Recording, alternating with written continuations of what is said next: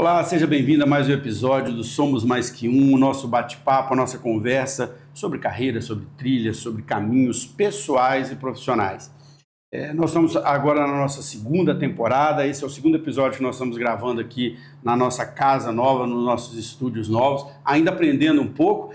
Hoje, né, o Davi que está aqui, o Davi Oliveira, que vai ser o meu entrevistado, vou te apresentar daqui a pouco, além de entrevistado hoje, ele também foi técnico. Então, primeiro, Davi, muito obrigado por você estar aqui. O Davi, ele vai contar um pouquinho da história dele, ele faz um trabalho muito legal hoje com jovens, com adolescentes em colégio, está indo para um grande desafio agora, que é começar um mestrado, né, Davi? Sim. Então, primeiro eu gostaria que você se apresentasse, contasse um pouco da sua história, quem é o Davi antes de virar um profissional que está ligado à educação, né? E depois a gente entra um pouco mais nesse tema que nós vamos discutir aqui, que é o nosso tema sobre o que está a saúde mental das pessoas, principalmente dos jovens. Muito prazer, Fabiano. Realmente muito feliz de estar aqui, né? Também estar conversando com a galera aí pela telinha.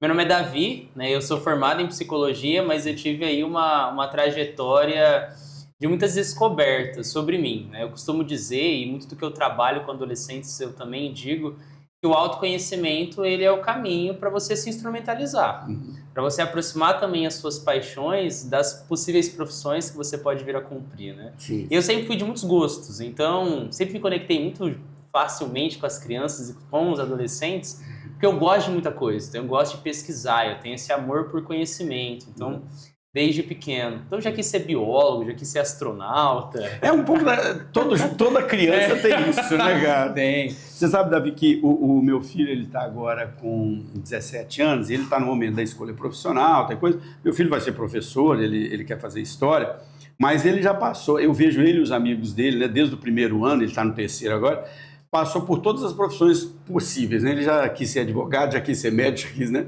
Mas depois eu comento isso, de certa forma a docência foi chamando ele. Bom, e aí a psicologia, como é que surgiu a psicologia nessa história? Então, eu cresci numa família que meu pai também ele se formou e dá aula, e acontece que foi me atraindo muito essa questão de comunicação também, né? A questão de você impactar a vida das pessoas, independente de qual a veia, né, de conhecimento que você busca.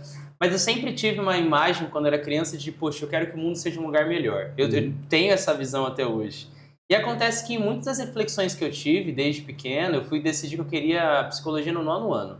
Aí eu já fiz todo o ensino médio com essa visão. Com essa visão. O que é difícil, né? A gente acompanha os adolescentes, principalmente no ensino médio, existe uma pressão, às vezes, muito grande da família por uma escolha profissional que vai levar a uma profissão, né, que dê mais dinheiro, né? Às vezes tem aquela pressão dos próprios amigos também, né, que ficam, não, vamos fazer tal coisa.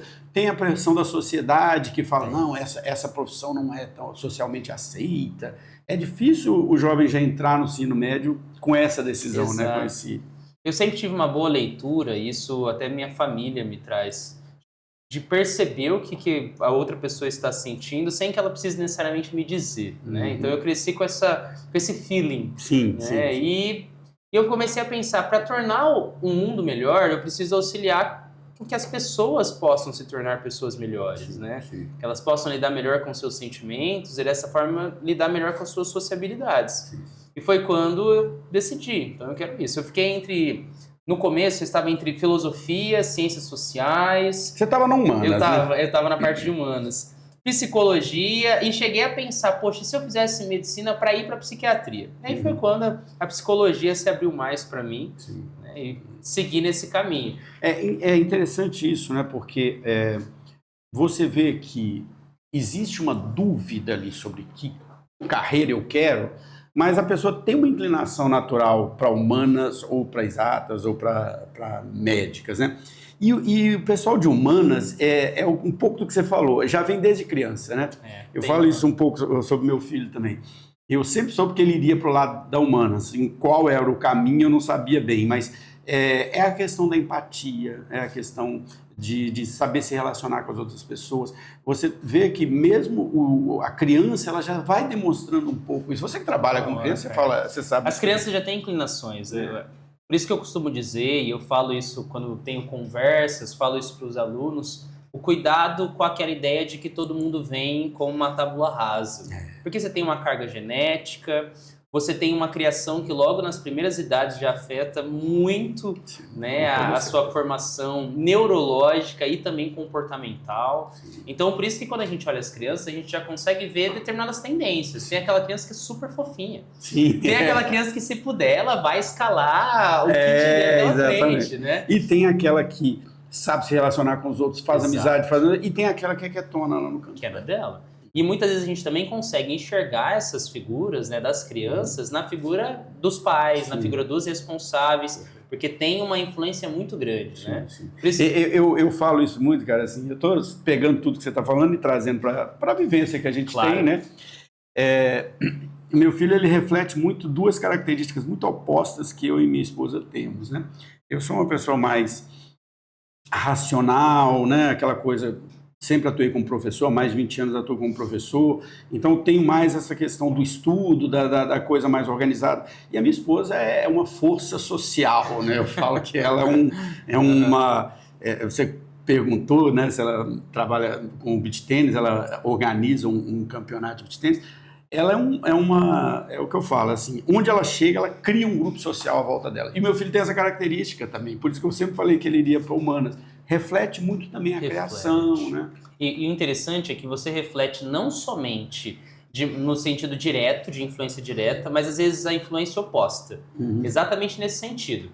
Digamos que você tem o costume na sua casa de comer comida saudável.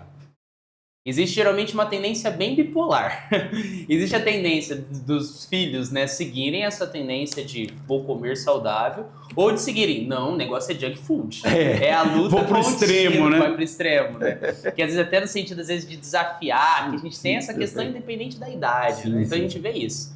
E muito do que me atraiu na psicologia é exatamente esse olhar amplo sobre as pessoas que permite que a gente trabalhe como psicólogo em diferentes áreas. Então eu tive passagem com a psicologia esportiva, trabalhei com a psicologia organizacional, né, trabalhei por mais tempo na psicologia da educação, né, então o que permite também uma coisa que na período da faculdade eu não tinha essa imagem, do psicólogo atuando como professor dentro do ensino básico. Isso é incrível, isso é muito diferente. Cara, e aí eu queria entrar um pouco nesse tema, porque nós nos conhecemos porque você atua como coordenador psicopedagógico de escolas de ensino fundamental e médio, né? E nos conhecemos por isso. E eu hoje estou tendo, eu nunca tinha tido essa experiência, apesar de lecionar há muitos anos, eu estou tendo a experiência desde o ano passado de lecionar para adolescentes, né? Dar um itinerário formativo num colégio. Eu sempre atuei com a andragogia, né? O ensino do adulto e as relações que se estabelecem são bem diferentes. E para mim foi uma grande novidade, né? E eu queria que você falasse um pouco sobre isso, né? Essa sua atuação, depois a gente vai voltar na psicologia do esporte, que eu acho que ela é muito legal, psicologia comportamental das empresas, né? Também muito legal, mas vamos falar um pouco dessa relação da educação, desse novo jovem que passou pela pandemia, né? Que já traz aí algumas questões sociais, né? Então, a gente costuma falar que os adolescentes que hoje nós trabalhamos, em sua maioria, principalmente no recorte dos alunos com quem eu trabalho, eles têm um desenvolvimento tecnológico muito alto. Então, a inteligência tecnológica deles é ímpar.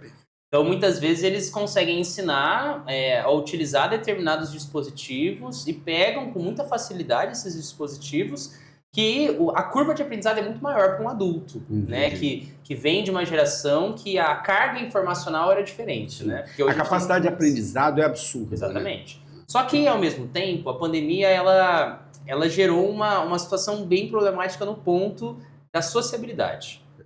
Eles tiveram um déficit social, que pode parecer que foi pouco tempo, entre aspas, Davi, 2, 3 anos.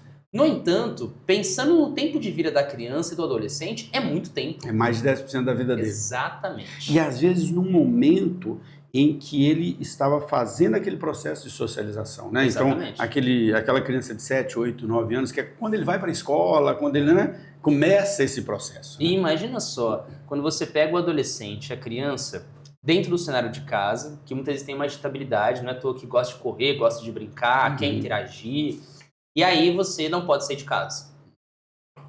você acompanha o mundo por um celular ou por uma televisão. E muitas vezes as famílias, como não sabiam muitas vezes como lidar, Todos nós ficamos perdidos. permitiam o Meu acesso. filho estava com 10 anos de idade, eu falava, gente, o que eu vou fazer na vida? Exatamente. E aí é informação, é muita informação. E você vê muita gente partindo e você não sabe o que fazer. E aqui você não sabe lidar com aquela informação. Então é muito impactante. E aí esse impacto muito direto leva hoje, a gente percebe um processo dentro dos colégios com os quais eu trabalho, da criança e do adolescente sentir a falta da tecnologia para se sentir conectado às pessoas. Perfeito. E você sabe que, deixa eu pegar um ponto nesse valor que eu achei muito legal. Eu estou dando itinerário formativo para eles de comunicação, né? De oratória, mas é comunicação, a gente fala de comunicação. E eu sempre começo, a primeira aula, eu uso uma metodologia ativa que chama Word Café, em que eu faço todos eles passarem por todos os grupos, né? Para se conhecerem e tudo mais. E uma das perguntas que eu faço é essa, né? Assim, o que você acha mais fácil? Se comunicar com a pessoa ou por celular? Né? Ou pelas redes sociais, ou pelas ferramentas.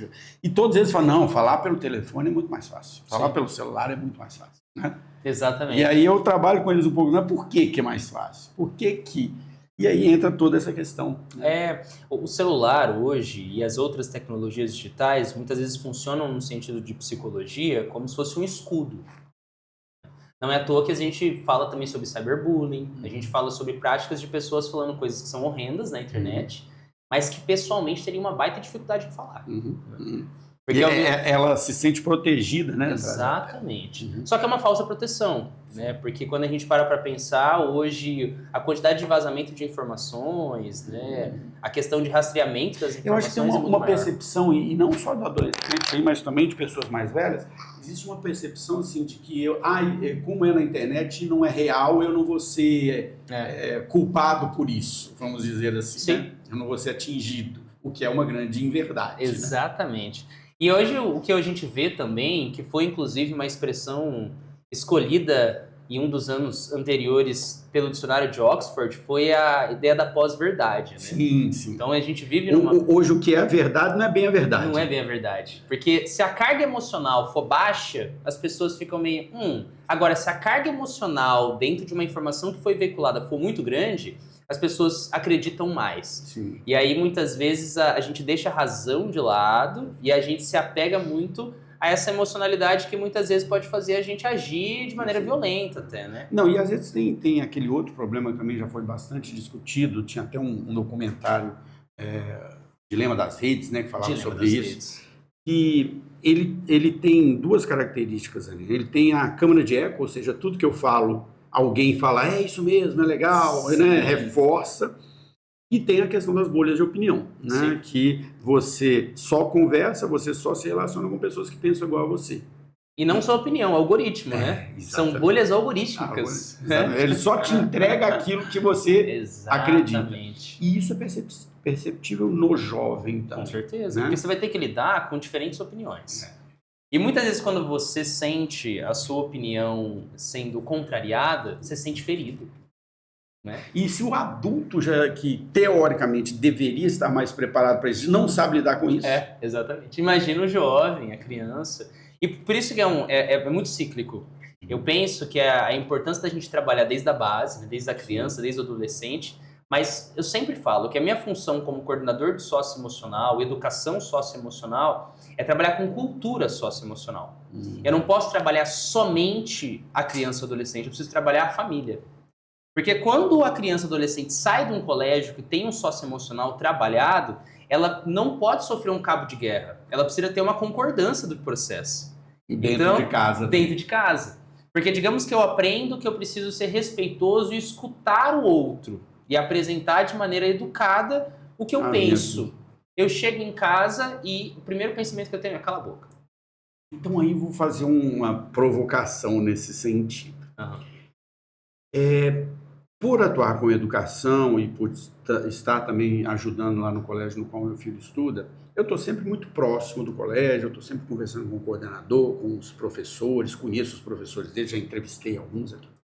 Mas há uma percepção, tanto minha quanto dos professores, dos coordenadores, de que muitos pais de certa forma, e aí eu não estou culpando, não estou julgando, não estou falando nada disso, mas que terceirizam toda essa educação para a escola. Tipo assim, ó, estou pagando caro aí, você vira com esse menino aí. E não tem essa continuidade da educação, do apoio, do suporte, né, dentro de casa. Isso é muito perceptível agora, por exemplo, no aluno que está ali no segundo ano, no terceiro ano, onde ele vai ter a decisão profissional dele, em que ele está ouvindo lá na escola, olha, você tem que ver aquilo que você gosta, você busca aquilo que tem a ver com suas características, ó, vou te apresentar aqui diversas carreiras diferentes, aí às vezes tem um cara que quer fazer filosofia, porque tem a ver com ele, tem um cara que quer fazer história, mas ele chega dentro de casa, o pai dele, a mãe dele, a família dele, fala, não, você tem que fazer direito. Não, você tem que fazer. E aí há muito claro, isso aí que você falou é perfeito, há muito claro, um desalinhamento entre o discurso da escola e o discurso da família. Exatamente. Por isso que, assim, Fabiano, esse é um ponto muito importante que eu acredito que os pais, os familiares, os responsáveis que estão nos acompanhando pensem. O alinhamento entre família e colégio, de conceito, de princípio, tem que ser muito alto. Não pode ser simplesmente, hoje a gente percebe essa emergência, né, de atuação, não pode ser simplesmente, é um colégio conceituado, então vou pôr meu filho. Eu vou colocar meu filho nesse colégio porque ele sai bem no Enem. Para mim, o maior tiro no pé. Não pode ser somente isso, né? Então, assim, se essa é a finalidade, se está alinhado, ok. Mas se está desalinhado com o seu princípio, com a sua educação familiar... Não pode ser o único. Não pode ser o único ponto, né? Então, é necessário que haja uma análise maior. Então, isso é uma coisa que independente de qual for o colégio, porque muitas vezes o problema nem sempre o colégio é ruim. Muitas vezes o problema não estou alinhado entre o que eu trabalho em casa com o que eu trabalho no colégio. Então, quando eu escutar qualquer coisa que meu filho trouxer do colégio, sobre como foi tratado algum tema, como foi tratada alguma prática, eu vou sentir que, poxa, meus princípios foram feridos. E se eu não tiver essa reflexão, eu vou estar sempre falando que o colégio é o problema, né? E às vezes o colégio é o problema também. Sim. Só que a gente precisa ter essa consciência de o problema está no desalinhamento, né? Perfeito. Esse é uma grande dúvida dos pais quando eles vão fazer a escolha da escola. Sim. Né? Eu acho que quando a gente pensa na escolha ali do ensino fundamental, do ensino médio, do ensino fundamental 1 e 2, você tem muito mais um foco, assim, eu quero dar um ambiente seguro, valores, você olha um pouco mais para isso. Mas a escolha do ensino médio, você, né, atua também com esse jovem, ela entra um componente aí, que é o componente que ele será aprovado no vestibular, eu preciso colocar ele numa escola. E muitas vezes eu ouço isso de pais, conversando com os pais, esse passa a ser o único elemento de decisão. Essa escola vai bem no Enem. Só que ele esquece que esse jovem vai passar 3 anos nessa escola, todos os dias da semana, pelo menos de 4 a 6 horas por dia, e no momento em que ele está se formando como adulto, concorda? Construindo as suas bases éticas, morais, coisa da sua vida adulta. Então, se está alinhado, como você disse, talvez ele até passe no vestibular, mas ele não se preparou como ser humano. Né? Exatamente. Um ponto que é bem importante, eu acredito que é uma pergunta muito válida de fazer, inclusive para a frente de matrícula, o coordenador que está te atendendo quando você vai conhecer um colégio, quando é sobre ensino médio. Como que vocês manejam, gerenciam o custo emocional da preparação para o vestibular? Essa é uma pergunta matadora. E eu percebo isso, cara, porque eu convivo com os amigos do meu filho, eles se sentem ansiosos com isso. Exatamente. É uma ansiedade absurda. Exatamente. Né? E muitas vezes essa ansiedade ela é provocada em parte. Sim. Dependendo de como o sistema ele se estabelece. Eu fui professor de projeto de vida por 2 anos, né? E dei aula de socioemocional. Então, eu dei aula a maior parte do tempo, desde o 6º ano até a 3ª série do ensino médio, mas também trabalhei com crianças mais novas. E, principalmente quando a gente pensa em ensino médio, uma fala muito comum minha, dentro da disciplina de projeto de vida, era exatamente este ponto. Olha, se o seu objetivo for vestibular, a gente vai pensar juntos e vai trabalhar dentro de um projeto de vida que contemple isso. mas é importante que você leve em conta as suas habilidades, as suas paixões e as dores do mundo para além do vestibular. Porque você vai ter a vida está para muito além de simplesmente o curso que você vai fazer. Embora você fazer o curso e ter um emprego que lhe faça sentido, é muito importante você ter sentido de vida. Sim. Né? Isso eu trago bastante para eles, propósito. Mas é importante que a gente tenha essa visão mais ampla. Sim. Na última aula que eu dei, inclusive, eu ajudei eles a separarem de maneira autorreferencial. A gente fez uma separação da folha do caderno em 4 quadrantes. E acontece que em cada quadrante tinha uma temática. Sim. Então, tinha a temática paixões, que eram para eles identificarem suas paixões, sim, coisas que eles gostam de fazer. E eu falei, gente, podem ser do mais básico. Eu amo comer. Pode pôr que você ama comer. E aí, depois tinha a aba de habilidades. Coisas que você considera que você faz bem, coisas que você considera que você se destaca. Embaixo, missões, que eu pus dores do mundo, coisas que te incomodam no mundo, que pode se tornar sua missão para batalhar para que as coisas sejam diferentes. Estava fazendo um Ikigai. Exatamente. E por fim, a parte ali de profissões, né? Coisas que você considera que você poderia ser remunerado. Eu falei para eles ali, não pensa somente no curso que você pode fazer. Pense em habilidades que você tem hoje que você poderia empreender em cima. Sim, né? Sim, perfeito. Hoje a gente tem a galera que já sabe mexer no Canva, né? Ou em qualquer outro dispositivo de edição, né? De vídeo, imagem, e já ganha a sua graninha dessa forma. Então, o que eu trouxe para eles? É muito importante que você alinhe as suas paixões e as suas habilidades com as coisas que você vai cumprir, para que não seja somente um título. Né, que você pode ser conceituado socialmente pelo título que você tem. Que ainda existe isso. Né? Exatamente. Mas simbolicamente, intimamente, o seu coração não vai bater no mesmo compasso. E aí tem uma coisa interessante em tudo que você falou, cara, porque essa é uma discussão que eu tenho bastante com meu filho. Há 2 ou 3 gerações atrás, na minha geração, uma geração anterior à minha, realmente você ia escolher um curso e aquilo ia ser a sua vida. Uhum. Você ia ser advogado o resto da vida, você ia ser engenheiro o resto da vida. Sabe?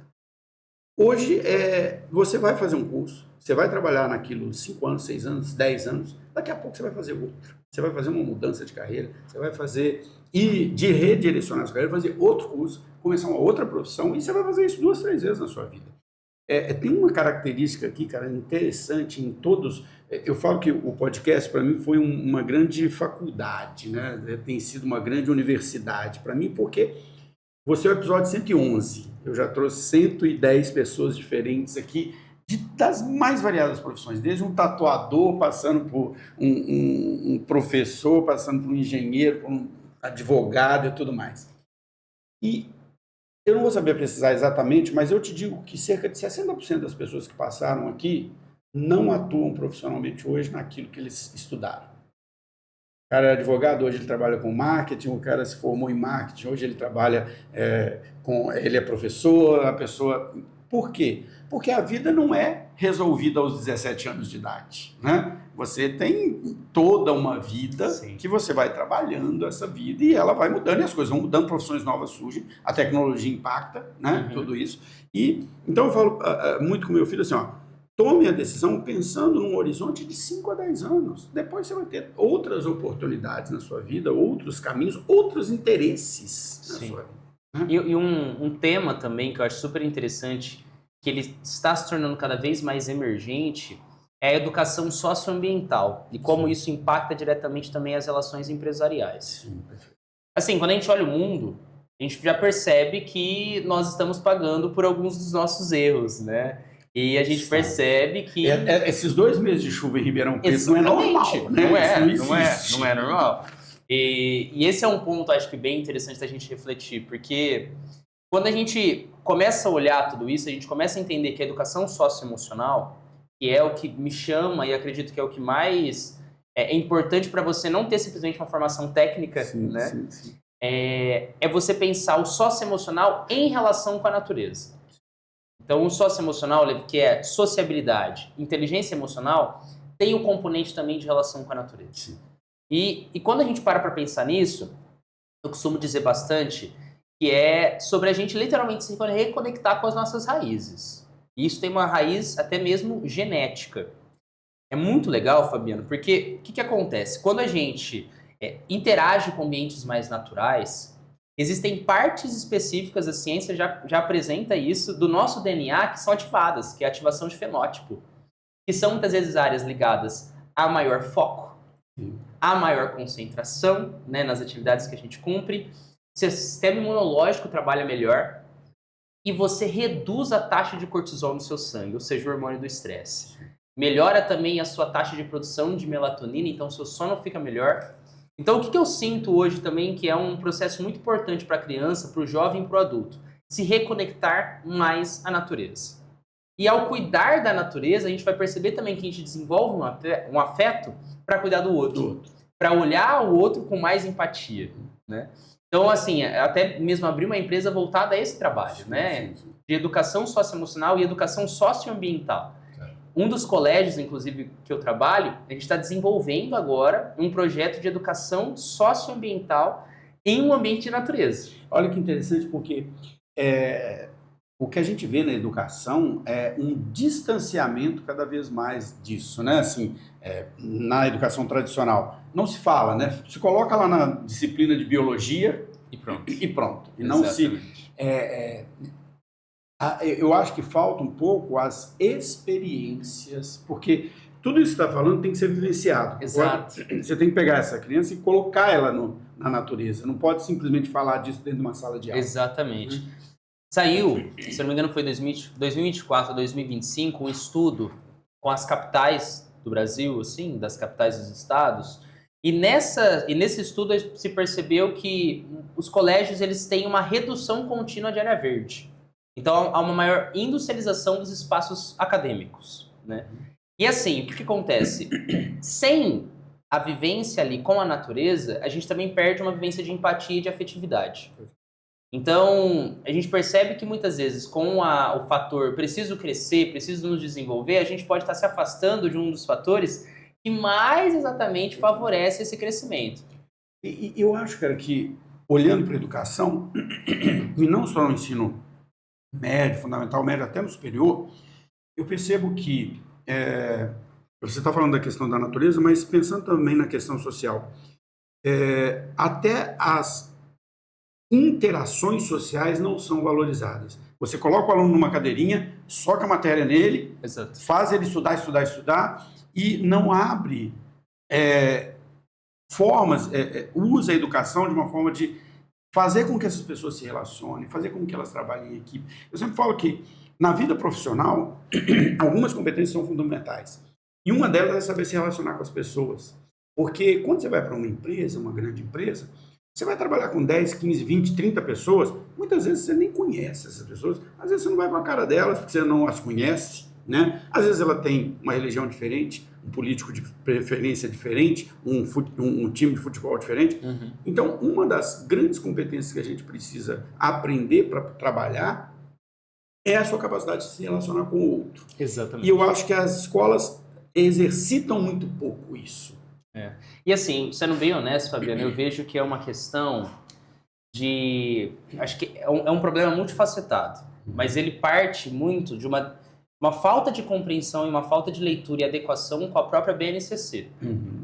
Porque a Base Nacional Comum Curricular, ela já prevê o desenvolvimento socioemocional como parte integrante da educação. Só que o que hoje a gente vê, principalmente pegando o finalzinho de Fundamental 2 e pegando o ensino médio, é uma questão voltada à parte de produtividade para vestibular. Então, o comercial, o discurso comercial, ele fica mais voltado ao quê? Formação para vestibular. Quem eu aprovei direto. E aí fica até um pouco meio desconexo quando a gente pensa em educação, fica muito recortada. Sim. Porque o que vende na educação infantil é acolhimento. O que vende quando a gente pega Fundamental 1 também geralmente é acolhimento e alfabetização. Sim. Quando você pega Fundamental 2, o assunto já começa a mudar um pouco. E aí, do nada, quando você pensa em ensino médio, pronto, agora você tem que estar preparado para o vestibular. Exatamente. Assim, eu olho isso muito porque eu passei pela escolha, além de atuar com a educação, eu passei pela escolha com meu filho. Sim. E uma das preocupações que eu tive ao fazer a escolha do colégio que meu filho ia, era falar, tudo bem, eu preciso que ele vá para um colégio que o prepare, mas não pode ser só isso. Né? Não pode só, o discurso do colégio não pode ser só falar, aprovamos tantos, a nossa meta é tal, nós somos o melhor no Enem. Não estou desmerecendo os colégios que fazem isso, Mas eu acho que a educação ela vai além, mesmo a educação superior, né? Qual é uma grande crítica que a gente faz hoje sobre a educação superior? Ela é profissionalizante pela sua própria natureza. Você faz um curso superior para ter uma profissão. Então você fez psicologia para ser psicólogo, fez administração para ser administrador e assim sucessivamente. Mas ela não pode ser simplesmente a formação técnica, né? Você tem também formar o ser humano por trás disso. É uma função também do ensino superior. Até mesmo porque você está preparando alguém que está indo para o mundo, né? É aquele momento que você vai para o mundo. Mas que hoje é um distanciamento absurdo, né? Não se fala disso. No ensino superior não se fala. Não se fala. Acho que muito também o que me motiva, Fábio, nesse momento, né? Ir para o mestrado, fazer doutorado, é trazer mais disso, de tudo isso que a gente está falando, né? De educação socioemocional e socioambiental para os cenários acadêmicos superiores. Né? Porque quando eu estava também, no meu período de graduação na psicologia, muitos dos assuntos que nós estamos tratando aqui, eu não escutei falar uma vírgula. E impacta diretamente a formação de cada um daqueles estudantes. Eu acho que por isso que, assim, nós também que temos o caminho do conhecimento, né, de que seguimos esse caminho, a responsabilidade que a gente tem, né, de se aperfeiçoar nessa parte socioemocional e auxiliar outras pessoas é ainda maior, né? Costumo dizer que a responsabilidade ela tem o tamanho do conhecimento, né? Então, a gente precisa trabalhar com essa finalidade e trazer isso nas nossas próprias interações. Eu costumo dizer que é nos humanizarmos no processo. Sim. Na educação, família, criança, a gente precisa se humanizar. Eu trabalhei bastante com o que a gente chama de academia de vínculos, que é o encontro da família, que tem como finalidade aproximar o conteúdo socioemocional trabalhado dentro de sala de aula com o conteúdo socioemocional trabalhado dentro de casa. Então, era um encontro exclusivo para os familiares ou dos responsáveis, um encontro multissegmentos, porque aí você tem interação com aquela família de infantil e com a família do ensino médio, e exatamente gera essa troca construtiva. Né? Então, com exatamente essa finalidade da gente apresentar como que a gente está trabalhando para alinhar os processos dentro de casa e ter esse diálogo, né? Porque a gente costuma muito falar também sobre as situações disciplinares, né? De, olha, você tem um regramento, a criança não quer seguir. Você tem uma lei de que não pode celular dentro de sala de aula, se não tiver finalidade pedagógica, a criança continua levando o celular. Né? Então você percebe que existe um desalinhamento, uma necessidade de conexão maior. E às vezes no início os próprios pais se revoltando contra isso. Né? Exato, exatamente. O que mostra que é tudo muito sistêmico e a gente precisa estar sempre trabalhando esse processo todo, né? Desenvolvendo caminhos para que exatamente haja um sentido maior. Sim. E o legal, que eu estava estudando recentemente para desenvolvimento desse projeto socioambiental em um dos colégios, que a gente tem dentro da ONU um trabalho que é o desenvolvimento das ODS. Sim. Né? E isso fica cada vez mais emergente também. Porque são marcadores voltados ao cuidado com o meio ambiente, mas o cuidado de sociabilidades mais verdes, né? Que são sociabilidades que levam em conta uma conexão maior com o ambiente natural, mas entre as pessoas e as outras formas de vida também. Né? Então a gente teve até uma comoção recente com a questão do cachorro. Então eu vejo... Porque assim, a gente lida com pessoas, e eu lido com também, assim como você, a gente lida com muitas pessoas. E tem as pessoas pessimistas, que a gente respeita, escuta, mas a gente também tem situações que hoje saltam muito mais aos nossos olhos. Né? E aí, a partir desses saltos, e o podcast é uma forma muito legal de a gente ressaltar essas coisas, a gente pode promover mais mudança, né? Eu vejo, assim, vou dar um exemplo prático disso aí. E aquilo que a gente fala... da escolha da escola para o pai, né? O meu filho ele participa de um projeto na escola que ele faz que chama Estudantes que Ensinam. E qual que é esse projeto? Eles vão para escolas públicas ajudar os alunos que estão com dificuldade e ajudar os professores, porque muitas vezes os professores nas escolas públicas também não estão preparados, não têm todas as ferramentas. Meu filho entrou primeiro simplesmente para participar, depois ele foi voluntário, hoje ele está na gestão, né, na equipe de gestão do projeto. E hoje o papel dele, na verdade, é ir para as escolas, ensinar os professores a usar as plataformas que o governo disponibiliza de educação, que muitas vezes os professores não foram treinados. O trabalho em si é lindo, é um projeto maravilhoso, um projeto fantástico, porque foi criado por uma aluna, ele é tocado pelos alunos, a escola... não só dá a sustentação, né, estrutura, mas a escola fez um negócio lindo na última festa festa junina. Toda a renda da festa junina foi direcionada para esse projeto. Eles entregaram o dinheiro na mão dos alunos, falaram, ó, vocês vão ter que prestar conta, mas está aqui, vocês vão gerenciar esse dinheiro e tudo mais. Mas o grande ganho não foi esse. Ele está aprendendo tecnologia, porque ele tem que ensinar, ele está aprendendo a dar aula, e por isso que ele quer ser professor, ele está aprendendo a gerenciar um negócio, mas esse não é o grande ganho. O grande ganho aconteceu a primeira vez que ele e a namorada dele chegaram lá em casa, que ela também participa, e falaram, pai, somos numa escola, os alunos vão lá para comer. Nós temos um aluno lá de 10 anos que é analfabeto mesmo, não consegue ler uma palavra. Aí, quando a gente perguntou para ele, mas seus pais não ajudam, mas o pai a mãe é analfabeta, ou a mãe trabalha 20 horas por dia e ele não vê a mãe durante a semana. Então, a consciência social no primeiro dia que eles foram, quando eles saíram, eu falei, saiu da bolha. Saiu. Né? E eu acho que falta a mesma coisa que você falou, a questão ambiental. Eles têm um trabalho feito por uma professora também desse despertar da questão ambiental. Não é só falar na sala de aula, né? É vivenciar. E isso falta muito na educação, né? De trazer essas pessoas, essas crianças, principalmente quando a gente fala da educação mais elitizada, dos colégios caros, depois, de trazê-los para a realidade do mundo, né? A gente, de certa forma, coloca eles numa bolha e acha que parece que o mundo é só aquilo ali. Eu lembro muito, Fabiano, e é legal você trazer isso. Eu acho que eu fico sempre pensando na influência que a gente leva para as pessoas, né? E as influências que nós sofremos também. Eu acho que esse episódio, assim como os outros, eles levam muito a gente a pensar como eu posso, né, impactar o mundo de uma forma mais positiva a partir de ações simples no nosso dia a dia.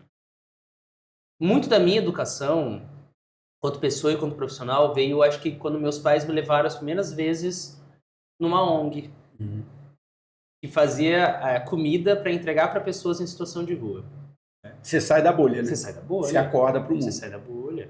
Então, assim, esses dias, bem curioso, assim, né? É um detalhe, mas pra gente, às vezes o peso que a gente dá a algumas situações é muito maior para outras pessoas. Acredito que eu tinha dado um leite há muitos anos para uma pessoa que tinha solicitado, assim, batendo no portão, e esses dias para trás eu estava saindo de moto, chegou esse homem, eu não me recordava dele. Aí ele chegou, olhou para mim, perguntou se eu tinha um dinheiro, eu falei, olha, eu não tenho dinheiro, mas se você tiver com fome, eu posso verificar se tem alguma coisa e te trago aqui. Ele falou, nossa, lembrei de você. Ele falou, você me ajudou já. Muito obrigado. Não, eu aceito. Se tiver um leite, alguma coisa pra eu comer, tranquilo. Pra você não foi nada, né? Cara, pra mim foi aquele... Porque eu fui criado dessa forma. Foi um detalhe. Mas pra ele, talvez pela quantidade de nãos que ele recebe, quando ele recebeu um sim, cara, eu vou te falar, cara, você sabe que essa é a grande prazer de ser professor.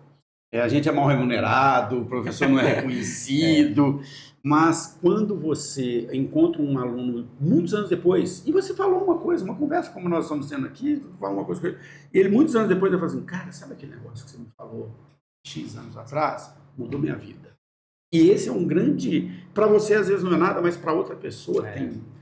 E essa experiência, ela é incrível. Para mim também é uma das mais gostosas, sim, assim, de você ter contato. Porque você se comove, né? Às vezes... É a questão do propósito de vida. É a questão do propósito de vida. Agora deixa eu mudar esse assunto, assim, fazer 50. Porque você falou que atuou uma época com a psicologia organizacional e é interessante esse tema, eu gosto muito desse tema pelo seguinte. Hoje existe uma área muito bem estabelecida da psicologia dentro das organizações, que é a área de RH. Né? Mas, quando a gente olha para a área de recursos humanos, você vê muito a atuação do psicólogo no recrutamento e seleção. Principalmente porque tem testes ali que só o psicólogo pode aplicar, tal coisa. Eu falo sempre que o RH ele é multifacetado. Né? Ele tem o psicólogo, que vai fazer o recrutamento e seleção, ele tem o pedagogo, que vai dar o treinamento e desenvolvimento, ou criar os padrões, ele tem o advogado, que vai lidar com a questão trabalhista, ele tem um contador, que vai fazer e todo mundo é do RH.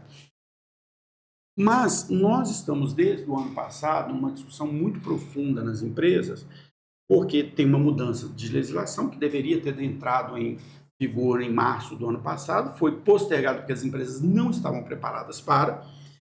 Teoricamente, entra em vigor agora, em março desse ano, que é uma mudança na norma regulamentadora, a NR1, porque hoje as empresas já são responsáveis pela saúde física dos seus colaboradores dentro do ambiente de trabalho. Então, eu tenho que te dar um capacete, eu tenho que te dar um equipamento EPI, de segurança, equipamento de segurança, eu tenho que garantir que o som, né, não afete sua saúde auditiva, né, toda aquela história ali das normas que regulamentam a saúde no trabalho.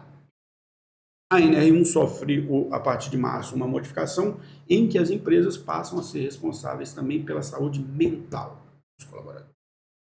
E a grande discussão, isso foi o tema discutido no RH no ano passado, teve uma pressão muito grande para não entrar essa legislação no ano passado, porque as empresas falaram, o que eu vou fazer? Não sei o que fazer. Uhum. E agora parece que vai entrar em março desse ano. E aí existe uma discussão sobre como que eu vou cuidar da saúde mental do colaborador, se a saúde mental também tem a ver com sua vida pessoal, o que ele traz de casa, o que ele... da empresa, mas é óbvio que tem e é isso que a NRU busca trabalhar, é assim, eu tenho que dar, da mesma forma que eu tenho que dar um ambiente saudável fisicamente para o meu colaborador, eu tenho que dar um ambiente saudável mentalmente. Eu não posso ter um chefe, um líder que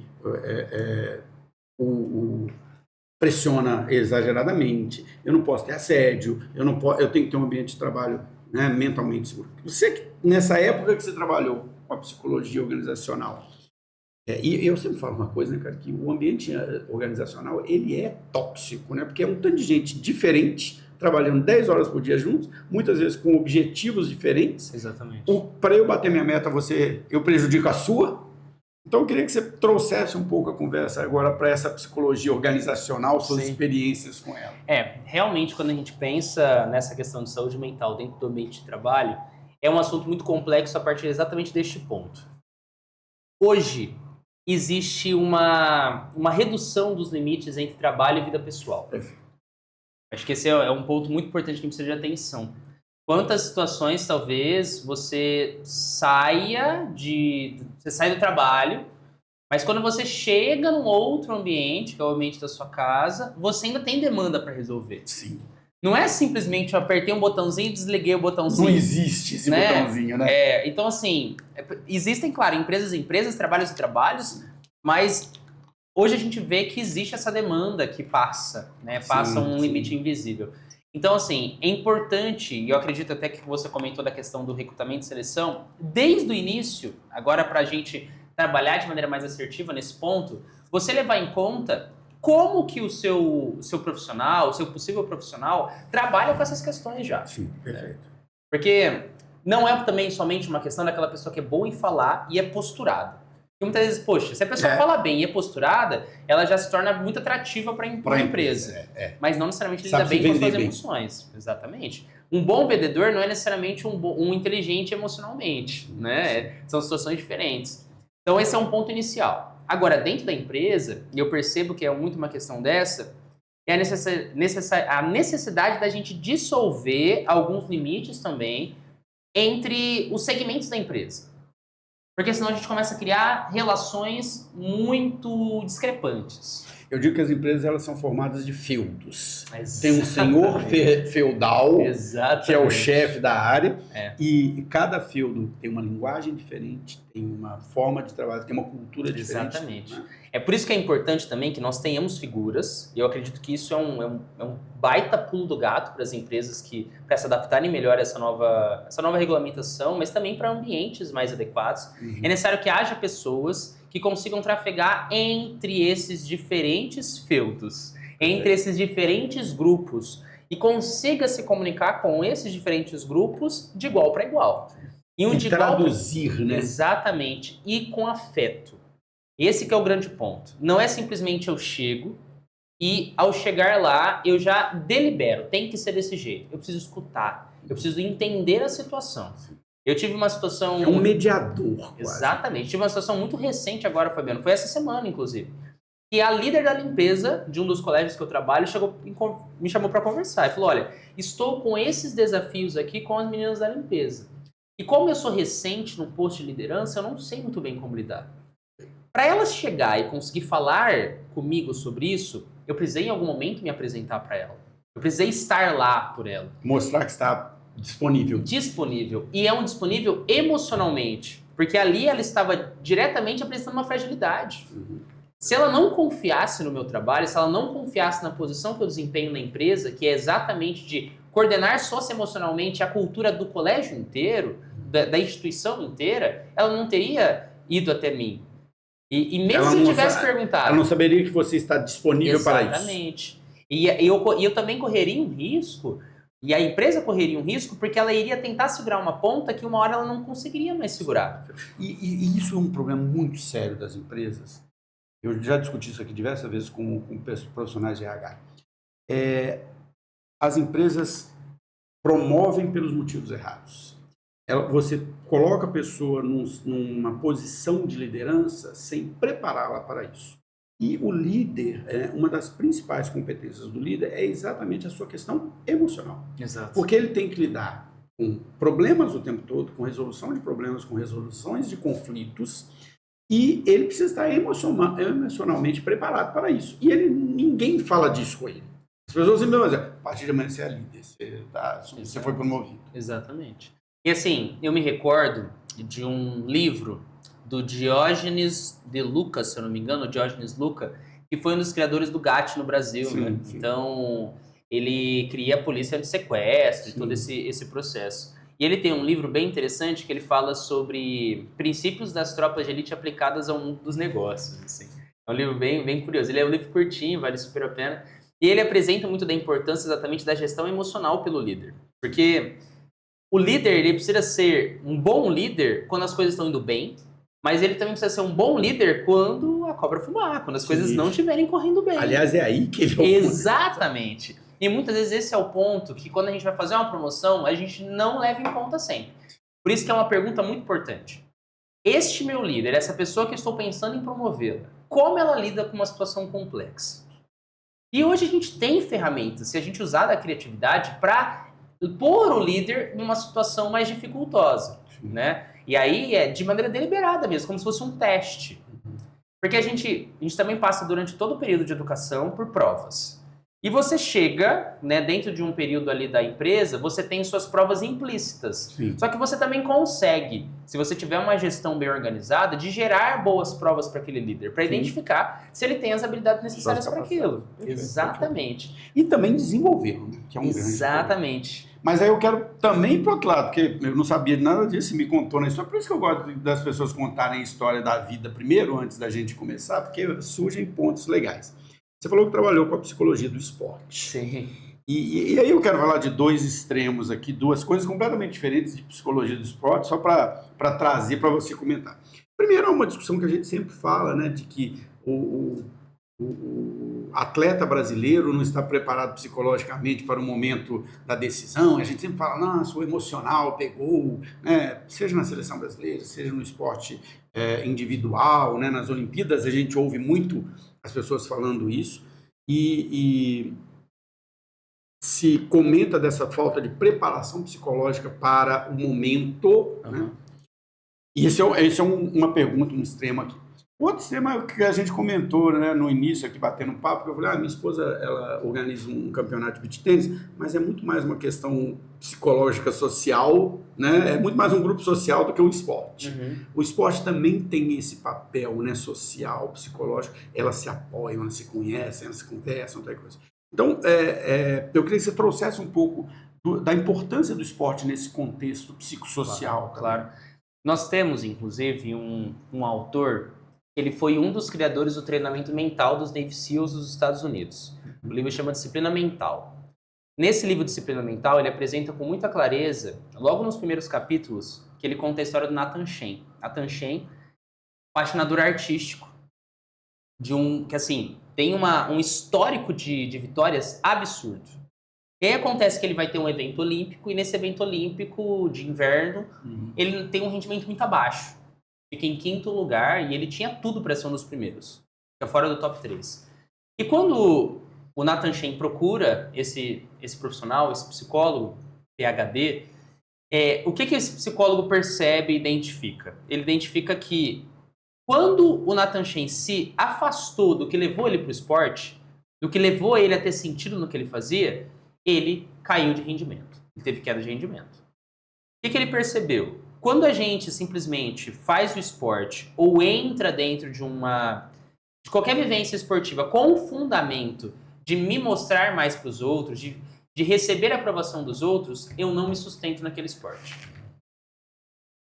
Nathan Chen faz o processo psicoterápico, psicoeducativo, chega na Olimpíada, ganha medalha de ouro. E aí o que ele fala, e tem as entrevistas dele, Nathan Chen comenta o seguinte: eu consegui porque eu entendi o que me levou para o esporte. Era poder me divertir, era poder me sentir livre. Quando eu estava ali e eu me diverti novamente, poxa, eu não estava lutando. Quando virou uma obrigação, deixou de ser. Exato. E ali eu apreciei. A gente viu isso acontecer recentemente com talvez uma das atletas mais de destaque do mundo, que foi a Simone Biles, que simplesmente falou, não, vou competir, né? Exato. E esse é um ponto, acho que, muito rico da gente refletir, porque tem pessoas que vão para o esporte pelo componente social. Eu trabalhei com a equipe da FEA da USP, né, com um psicólogo esportivo. E a gente chegou a passar um formulário. Porque muitas vezes eu e o treinador, o Otávio, na época a gente buscava desenvolver algumas práticas voltadas à competição, mas nem todas davam o gás quando era com a finalidade de competir. E aí me veio, poxa, e se elas não querem competir? E se não é esse o fundamento da gente treinar essa equipe universitária? A gente passou a avaliação. Quando a gente passou a avaliação, tinha exatamente a pergunta: o que te leva a praticar o esporte? Muitas responderam: estar com as minhas amigas e manter bem a minha saúde. Perfeito. Quando você tentava forçar a barra numa ideia de competição, mentalidade de competição, elas espanavam, porque não era a finalidade delas ali. Por isso que é tão importante que a gente tenha essa reflexão de que o esporte ele é muito amplo. Sim. Existe o esporte para competição. Existe o esporte que ele é voltado já para outros fundamentos. E até mesmo treinadores ou psicólogos esportivos, e até mesmo nós como professores, precisamos ter essa visão de o que está levando a criança, o adolescente, o adulto, o idoso a procurar aquela vivência. Não, eu estou rindo aqui porque você está contando e eu estou assim, gente, isso é exatamente isso. A minha esposa organiza esse campeonato, são 48 mulheres, né, que participam. E elas têm uma competitividade do jogo, elas querem ser o primeiro lugar daquele dia, né? Cada dia tem lá, e elas dão umas medalhinhas, primeiro lugar, segundo lugar, tira foto e coisa. Mas eu já vi diversas vezes, quando alguém se torna muito competitivo e começa a colocar a competitividade acima da brincadeira, elas começam assim, ai não tá dando para jogar com tal pessoa. Tá competitiva demais, ela fica gritando, ela fica brigando. Quer dizer, ela quer competir, quer ganhar, mas tem que ser sem o exagero. Por quê? Porque o componente social daquele grupo é mais importante do que o componente competitivo. Exatamente. A gente tem também... Você estava falando, eu estava rindo aqui porque eu falei isso. Não, mas é muito legal, porque a gente pode pensar nos grupos, né, que hoje nós temos. E eu fui um grande estudioso, eu tenho muita atração por atletas de alto rendimento. Então, assim, eu gosto de estudar atletas de elite. E eu tive uma passagem, eu tenho inclusive um curso que eu trabalho, né, com treinadores e professores de educação física, que é voltado a trabalhar a mentalidade esportiva do Michael Jordan e a mentalidade esportiva do Kobe Bryant. Kobe Bryant, eu sou apaixonado por ele, assim. Cara, era fantástico. E o Kobe Bryant, ele tem uma passagem muito interessante. Tem, inclusive, um documentário recomendadíssimo para quem gosta desse tema, que é o Time da Redenção.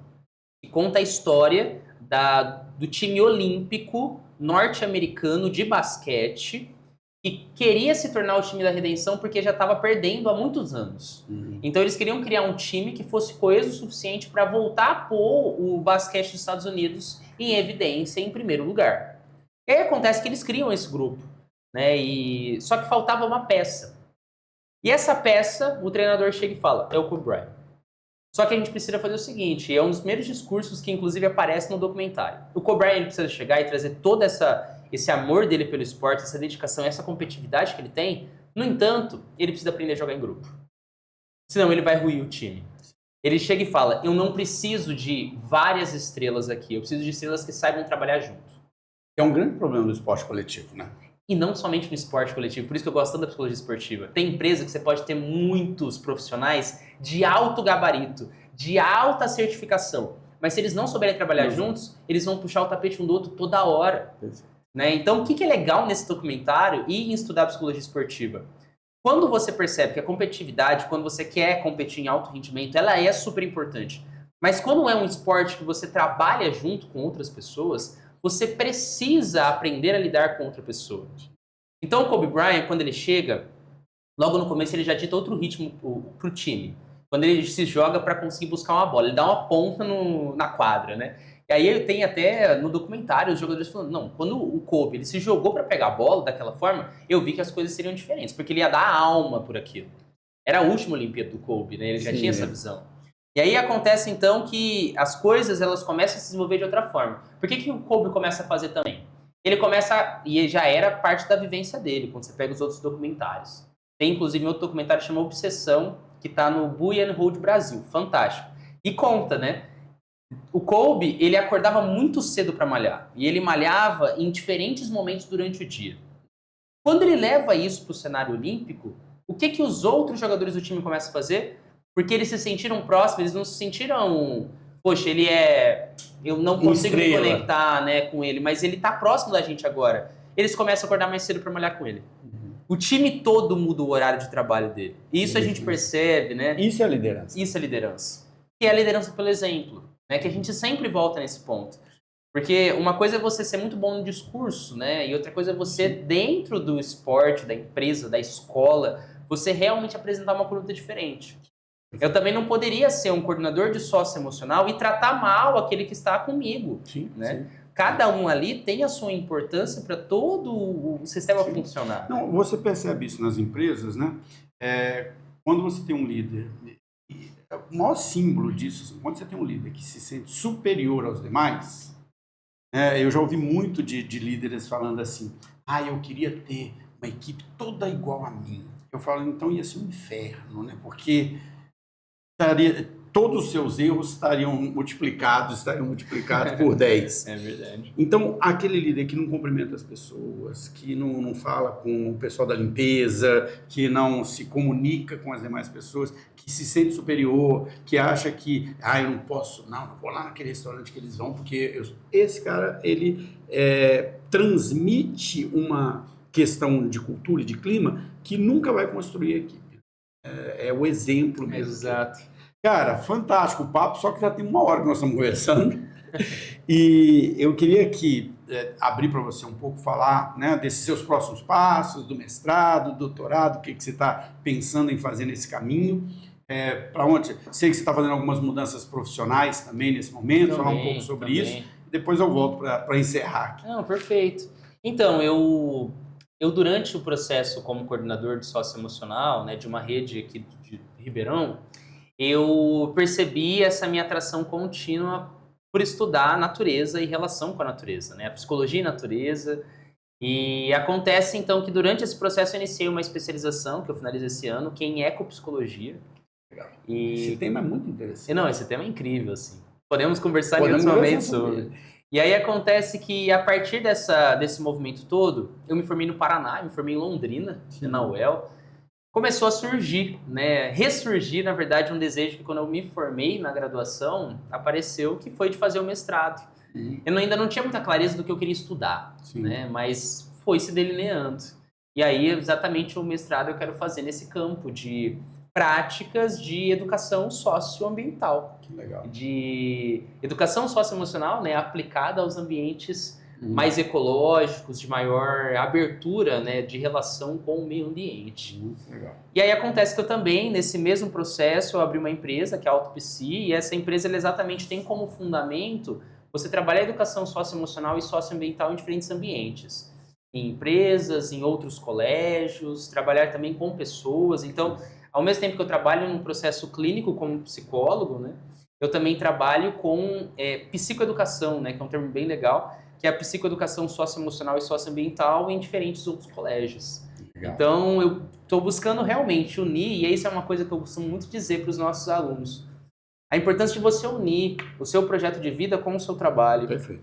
Porque quando você se desenvolver dentro do seu trabalho, você está se desenvolvendo na sua vida. Sim, então eu quero me sentir mais próximo da natureza, eu quero me sentir mais próximo do que eu sei que me faz bem. Então, esse é o fundamento. Você sabe que, assim, isso sempre foi a coisa que me guiou, assim, profissionalmente, né? Eu sou de uma geração anterior e na nossa geração a gente era muito levado a pensar aquela história da profissão, de você ganhar dinheiro e tudo mais. Mas em um momento da minha vida eu fiz uma transição de carreira e sempre com esse pensamento que você acabou de dizer, né? Você tem que transformar aquilo que te move, aquilo que você gosta, aquilo que você ama, na sua carreira. Porque quando você transforma aquilo que você ama, aquilo que você gosta na sua carreira, você não está trabalhando, né? Então eu dei aula ontem até às 10h30 da noite, estamos aqui no sábado de manhã conversando, e nenhum dos dois está estressado por isso. Por quê? Porque são coisas que a gente gosta. Exatamente. Bom, cara, primeiro só te agradecer muito assim por esse papo. Demorou um pouquinho, porque a gente marcou numa época que eu estava na transição dos dois estúdios, tive que te enrolar na data aí. E você falou, não, depois a gente pode conversar sobre isso. Um dos objetivos dessa nova estrutura que a gente criou aqui foi fazer outros formatos também, né? Um dos formatos que eu quero fazer é trazer mais do que uma pessoa para falar, né? A gente ter aqui uma mesa de debate. Que legal. E você sabe que você estava falando e já me veio uma pessoa na cabeça para poder trazer para a gente conversar sobre isso, que é uma professora, ela veio aqui já me deu uma entrevista, ela é uma professora de biologia, mas hoje ela tem uma empresa que discute presta consultoria para a empresa sobre a questão ambiental. Então, vou te convidar você e a Daniela Turra para a gente conversar sobre isso. Vai ser um prazer imenso. Porque vai ser um tema muito legal. Bom, pessoal, esse é o Mais Que Um. Por que chama Mais Que Um? Porque toda vez que a gente conhece alguém, a gente se torna mais do que um. As pessoas têm opiniões diferentes, vivências diferentes, né? Davi é um cara super novo, a gente vê aqui pela cara dele, mas que tem uma vivência enorme. E vejam, né? Nós passamos por psicologia, por escola, por educação, por escolhas, por questão do esporte. Adorei a parte do esporte, a parte profissional. E isso mostra que as pessoas também são mais do que uma pessoa, né? A gente tem várias facetas diferentes. Somos muitos.